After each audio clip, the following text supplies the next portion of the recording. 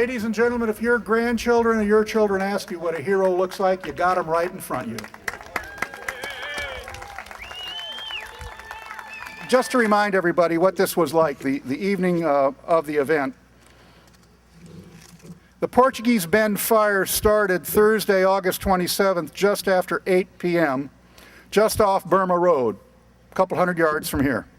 It threatened both cities, our city, Rancho Palos Verdes, and the city of Rolling Hills. Residents living on Ocean Air, Cove View, and the tip of Crenshaw evacuated their homes. Some evacuees took refuge in shelters at Peninsula High School in Terranea. Los Angeles Sheriff deputies were present to help evacuate residents and provide traffic control. Fire crews worked all night. Now, my job designated to me was I was to be at the incident command. Our city manager opened up City Hall. We began providing services right away to the crews of the helicopters. We provided water and restroom facilities. Didn't think about that being important. It was necessary. And so what happened was we recognized, I was at incident command. I called City Hall. City Hall called our mayor, Larry Clark, and we were all in communication that way. And then I would gather information and then stay out of the way, as elected officials are schooled to do. But nevertheless, the crew who was running this thing, now remember the time that this started was concurrent with the start of the station fire.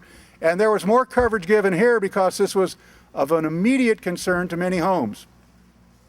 We all watched those, we learned about it watching television. We saw those heart-rending sights, the evacuations and all that was going on.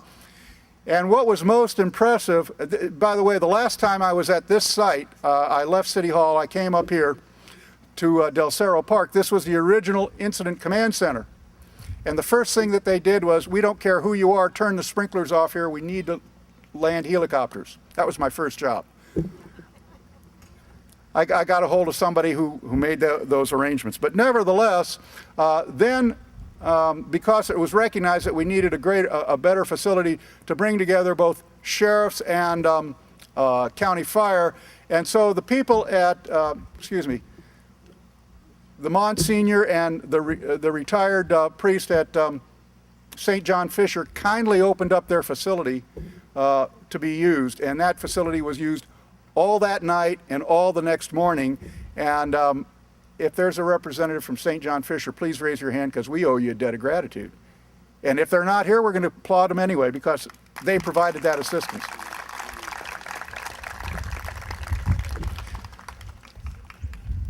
Okay, recognizing some of the, getting on with the people that we're here to recognize now, I'm going to call upon my colleague, Tom. Where are you? Tom Heinsheim. We're just thrilled to see this many uniformed people here with no smoke in the air. With that, thank you, Tom. thank you very much. Thank you very much. Unbelievable. Appreciate that. I would be remiss if I didn't recognize the battalion chief, who was a coordinator here on the station as things started, and that is Battalion Chief Carl Flores. Carl?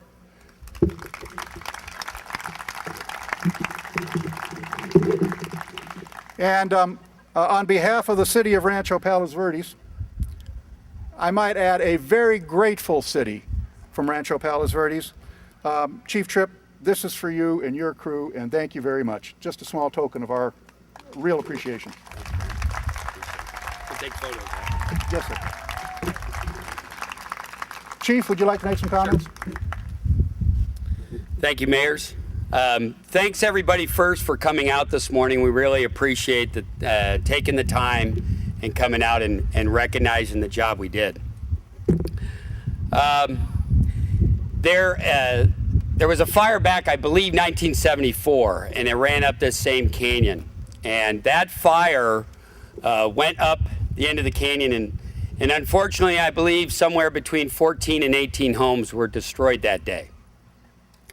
And since 1974, and again, we had the fire in 2005, but since 1974, a lot of changes have taken place. And a lot of those changes is what led to the success we had on the 27th of August. Number one is the fact that you, the community, have taken the investment to make your home safe. There is a lot of examples that the type of vegetation you've planted for the last 30 years basically provided a buffer that was not only allowed your home to stand alone, but also allowed firefighters to get in there and provide that protection. There's a lot of areas out here on this canyon where the fire actually went out by itself going into the ground cover you've planted. So that commitment you've made has made, that's that partnership, that's been a big change since 1974.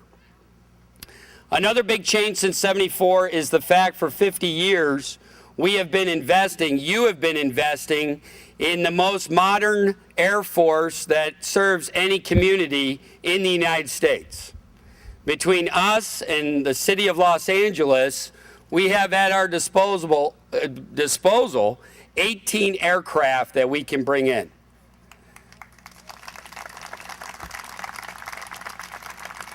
And that applause goes to you because you're the ones that have been paying for that for those 50 years.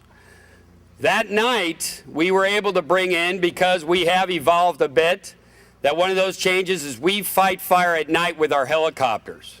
That doesn't exist anywhere out of Southern California, and unfortunately, that doesn't exist over federal lands, as you saw what happened the next few days after our fire down here.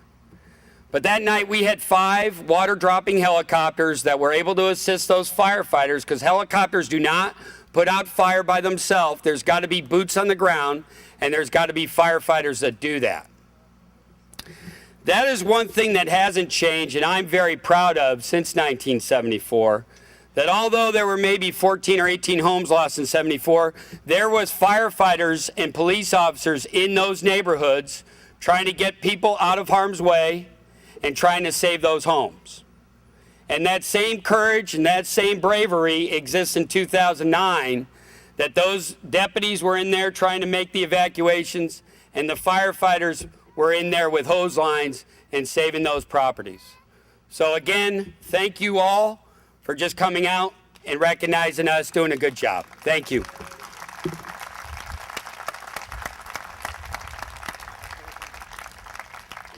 I can't help but introduce Don Crocker. Don, would you stand up?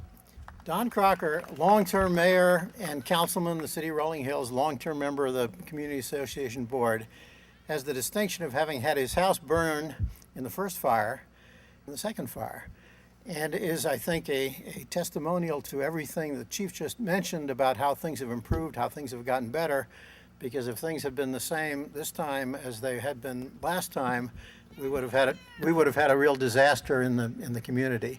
So Don, as a representative of people who didn't get burned out this time, thank you for everything you've done for the community.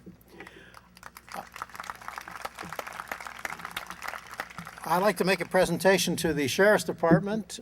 Sergeant Kale, there he is. Jeff, come on up.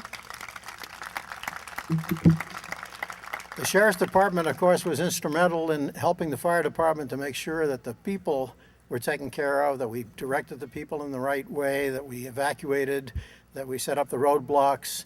All of the problems of personnel management and of management of the public fall on the hands of the sheriff. And it's not always a job that's easy, particularly in the middle of the night when the circumstances are very chaotic and you bring in a lot of people who don't know the community. The sheriff did a wonderful job, and we're very grateful.